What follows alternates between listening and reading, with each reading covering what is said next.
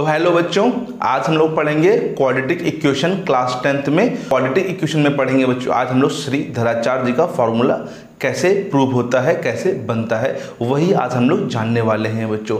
तो आज इसको हम लोग कंप्लीटिंग स्क्वायर मेथड से बच्चों क्या करेंगे, श्रीधराचार्य जी के फॉर्मूले को प्रूफ करेंगे और उसी के बेस पर 2-3 क्वेश्चंस भी आपको मैं बताऊंगा बच्चों। ठीक है, तो देखते हैं बच्चों सबसे पहले तो श्रीधराचार्य जी का फॉर्मूला कैसे बनता है। ठीक है, फॉर्मूला सभी बच्चों को मालूम होगा कि x equal to minus B plus minus under root B square minus 4ac upon 2a होता है। लेकिन ये फॉर्मूला बना कैसे वो आज हम लोग देखने वाले हैं। देखिए बच्चों, सबसे पहले तो यहाँ पे मान लेते हैं कोई एक क्वाड्रेटिक इक्वेशन जो है उसका ax स्क्वायर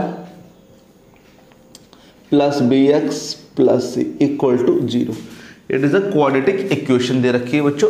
ठीक है, तो देखिए बच्चों सबसे पहले हम लोग क्या करेंगे, यहाँ पर जो भी वैल्यू लिखी है, कोई भी जो कांस्टेंट लिखा है 2, 3, 4, 5, 6, मतलब अगर 1 के अलावा कोई नंबर लिखा है तो फिर इसको आप लोग कॉमन ले लेंगे या सब में डिवाइड कर देंगे। तो कॉमन ना लीजिए, आप लोग डिवाइड कर दीजिए सब में बच्चों, डिवाइड बाई ए। सब बच्चे ध्यान से देखेंगे बच्चों, ए से डिवाइड करेंगे तो यहां पर अपॉन में ए प्लस और इक्वल टू 0 पॉइंट में भी है, ए से ए कट जाएगा एक्स स्क्वायर प्लस इसको हम ऐसे लेते हैं बी अपॉन ए एक्स, क्योंकि ये पूरी वैल्यू क्या है, कांस्टेंट है, इसीलिए मैंने इसको अलग लिखा है। अच्छा, सी अपॉन ए तो सी अपॉन ए रहेगा और 0 में किसी का भी डिवाइड करते हैं तो वो 0 हो जाता है। तो देखिए ये यहाँ से फ्री हो गया। अब यहाँ पर 1 है कोफिशिएंट, अगर 1 के अदर कोई नंबर होगा 2, 3, 4 तो उसका आप लोग क्या करिएगा, डिवाइड कर दीजिएगा। ओके, आ गया। अब देखिए नाम है इसका कंप्लीटिंग स्क्वायर। तो कंप्लीटिंग स्क्वायर कैसे करते हैं अब हम लोग देखेंगे आगे। देखिए बच्चों यहाँ पे क्या लिखा है, B upon A constant value. बच्चों जो भी यहाँ पर लिखा होगा उसका आप लोग को हाफ करके स्क्वायर, उसका हाफ करके स्क्वायर ऐड करना है और स्क्वायर सब्ट्रैक्ट करना है। अब आधे बच्चे सोचेंगे ऐसा क्यों करना है, चलिए यहाँ पे देखिए।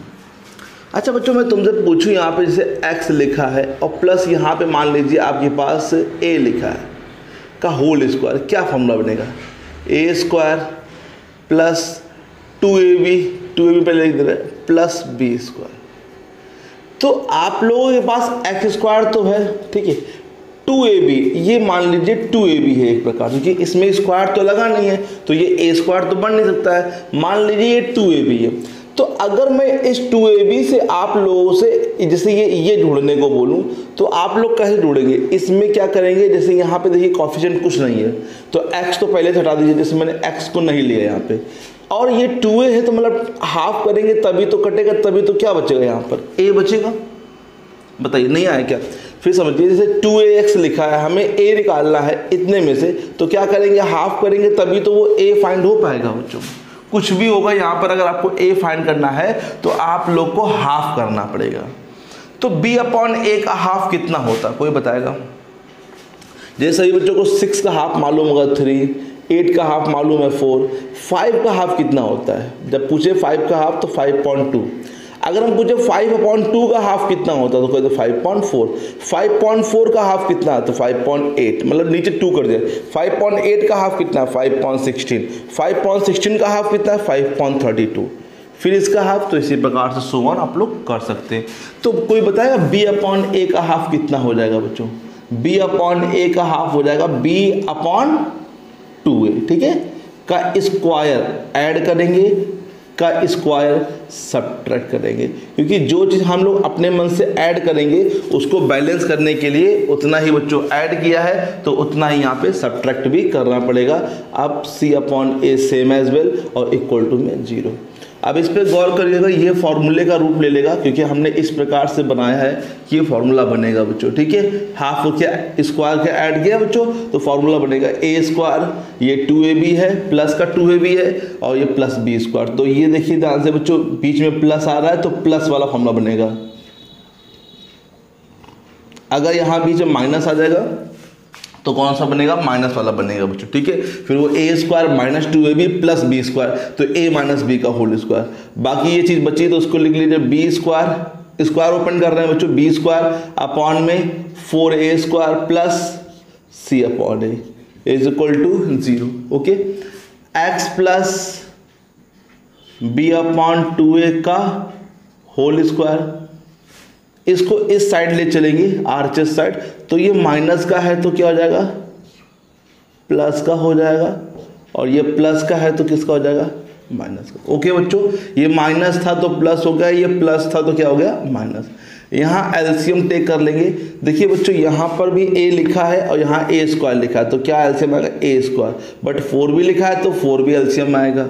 तो ये बिल्कुल सेम टू सेम लिखा है तो b स्क्वायर, बट ये सेम नहीं लिखा, यहाँ पे a लिखा है, तो एक एक कट हो जाएगा, एक a से क्या हो जाएगा, कट हो जाएगा, तो एक एक कट होगा तो क्या बचेगा, 4a बचेगा। ये 4a कहाँ जाएगा, ऊपर मल्टीप्लाई हो जाएगा, तो यहाँ पे क्या जाएगा, 4a। ओके बच्चों, x plus B upon 2a का होल स्क्वायर, स्क्वायर यहाँ से हटा देंगे, और जैसे ही स्क्वायर हटाएंगे बच्चों तो इसके ऊपर क्या लग जाएगा, स्क्वायर रूट लग जाएगा। सभी बच्चों को मालूम होगा।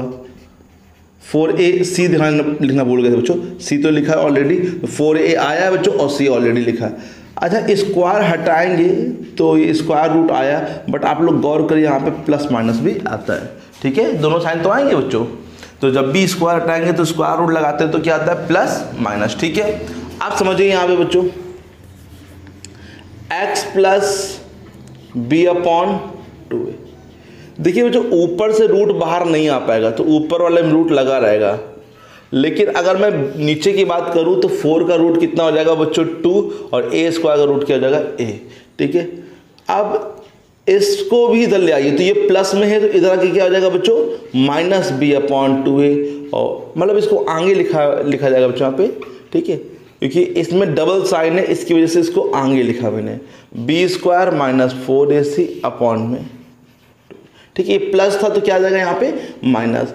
अब हम लोग टेक कर लेंगे एलसीएम, 2a एलसीएम आ जाएगा। देखिए बच्चों, minus B plus minus under root B square minus 4ac, तो दिस इज श्रीधराचार्य जी का फॉर्मूला बच्चों, ठीक है।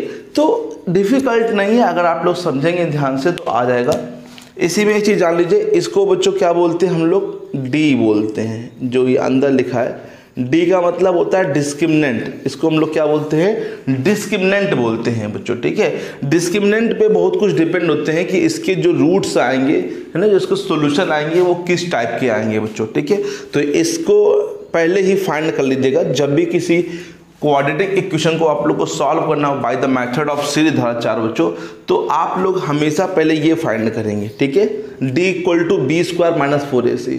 अगर रूट्स रियल हैं तो ही फॉर्मूला ये लगाना अभी आप लोग, क्योंकि जब क्लास 11 में जाएंगे तब एक चैप्टर पढ़ेंगे कॉम्प्लेक्स नंबर, तब ये फॉर्मूला हमेशा लगता है, तो आप लोग कोई दिक्कत नहीं, वहाँ पे लगा सकते हैं हमेशा, लेकिन यहाँ पर पहले आप लोग डी फाइंड करेंगे, ठीक है। तो डी की वैल्यू अगर क्या आ गई, 0 से बड़ी या फिर 0 के बराबर आ गई तो इस दोनों ही केस में रियल रूट्स होते हैं। लेकिन अगर d की वैल्यू 0 से छोटी आ जाती है तो उसको बोलते हैं इमेजनरी रूट्स, मतलब नो रियल रूट्स, यहाँ पे रियल रूट्स नहीं होते।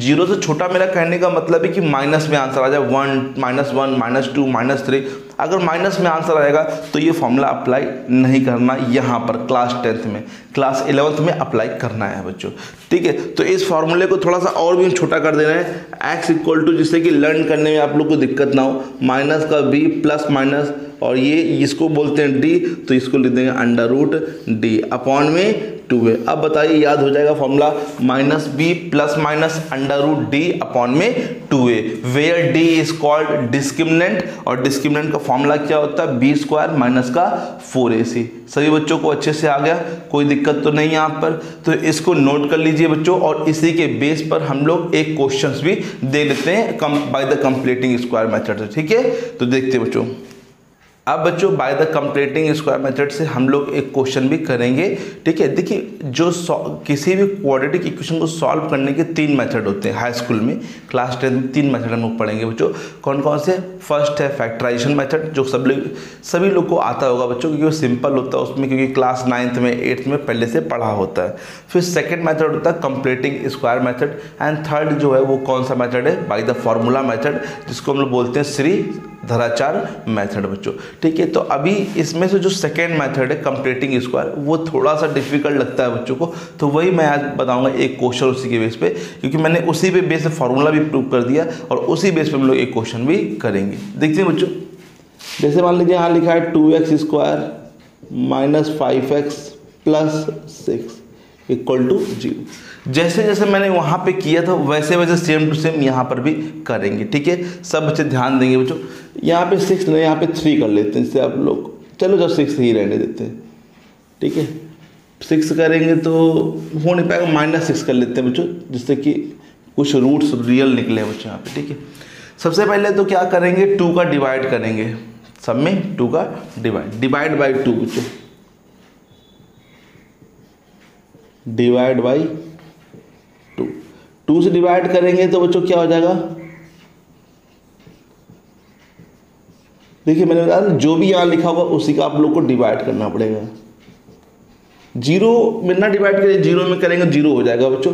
2 से 2 कट जाएगा तो क्या बचेगा, x स्क्वायर 5/2x। अच्छा ये 2 से 6 कट हो जाएगा तो कितना बचेगा, 3 बचेगा। अब मैंने क्या कहा था बच्चों, यहाँ पर जो भी कांस्टेंट आया क्या आया बच्चों, 5/2।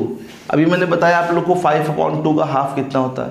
आप लोग किसी भी नंबर का हाफ कर सकते हैं बच्चों, किसी भी नंबर का, दुनिया में कोई भी नंबर हाफ करने के लिए बस अपॉन में 2 करते हैं। जैसे अपॉन में 2 ऑलरेडी है तो 2 का इंटू कर लीजिए इसी में, तो 5 अपॉन क्या हो जाएगा 4, 5/4 के पूछे तो 5.8 मैंने अभी बताया आप लोग को।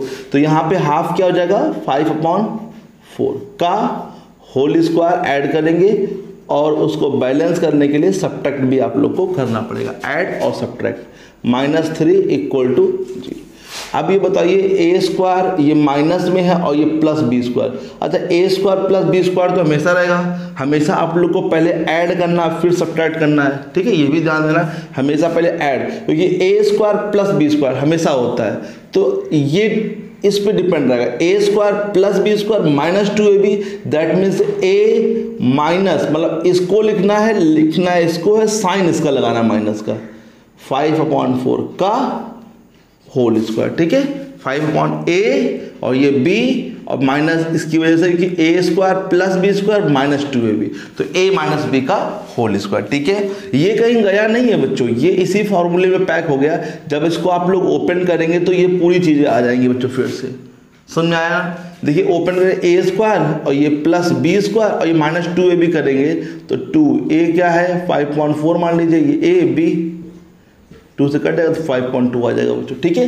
तो वही लिखा है 2ab, बस उसको इसमें पैक कर दिया गया है। अब इसमें सॉल्व करिए 25 में 16 और -3 इक्वल टू 0। अब इसको सॉल्व करेंगे हम लोग,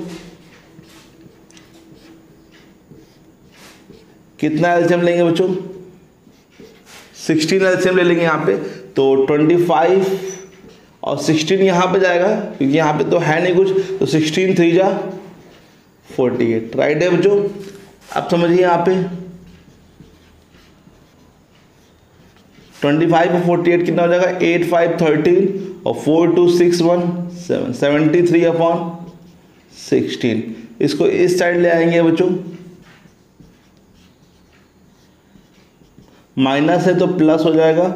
अच्छा अब यहाँ पे एक बात और सुन लीजिए, अगर बाई चांस यहाँ पर प्लस आ जाए तो फिर इसके रूट्स जो होंगे वो रियल नहीं होंगे, क्योंकि कोई भी ऐसे दो नंबरों में स्क्वायर करने पे 0 नहीं आ सकता बच्चों, ठीक है। आगे 11th में भले पढ़ेंगे, लेकिन अभी यहाँ पे कभी भी प्लस आ जाएगा तो आप लोग वहीं छोड़ देंगे, नो रियल रूट्स लिख के बच्चों, ठीक है। तो आप समझिए स्क्वायर हटेगा यहाँ पे, तो स्क्वायर हटेगा तो क्या लगाएंगे हम लोग यहाँ पे, अंडर रूट लगाएंगे, और अंडर रूट के साथ में यहाँ पे क्या लाना पड़ेगा आप लोग को, प्लस माइनस। तो x प्लस 5.4, ध्यान दीजिए रूट 73 और 16 का रूट कितना हो जाएगा बच्चों, बोलिए 4। तो आप इसको इधर ले आइए, -5/4 प्लस माइनस √73/4। एलसीएम वही मिलेगा 4 बच्चों, -5 प्लस माइनस √73। अच्छा, अब ये ऐड नहीं होगा बच्चों क्योंकि ये रैशनल नंबर है और ये बगल वाला इरैशनल नंबर है। ओके बच्चों, तो ये दोनों आपस में ऐड नहीं हो सकते बच्चों। ठीक है, तो ये सब लोग को आ गया बच्चों। अच्छा, अब एक क्वेश्चन ऐसा भी देख लेते हैं जिसमें कि ये भी रूट से बाहर आ जाता है, मतलब दोनों नंबर क्या है रूट से बाहर आ जाते हैं, तो फिर हम लोग क्या करेंगे। ठीक है, देखते हैं बच्चों, देखते हैं बच्चों एक क्वेश्चन और।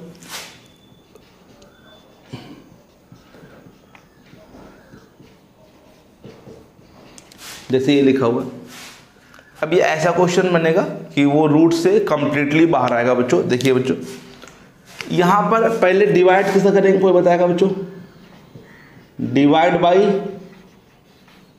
4, तो 4x² अपॉन में 4,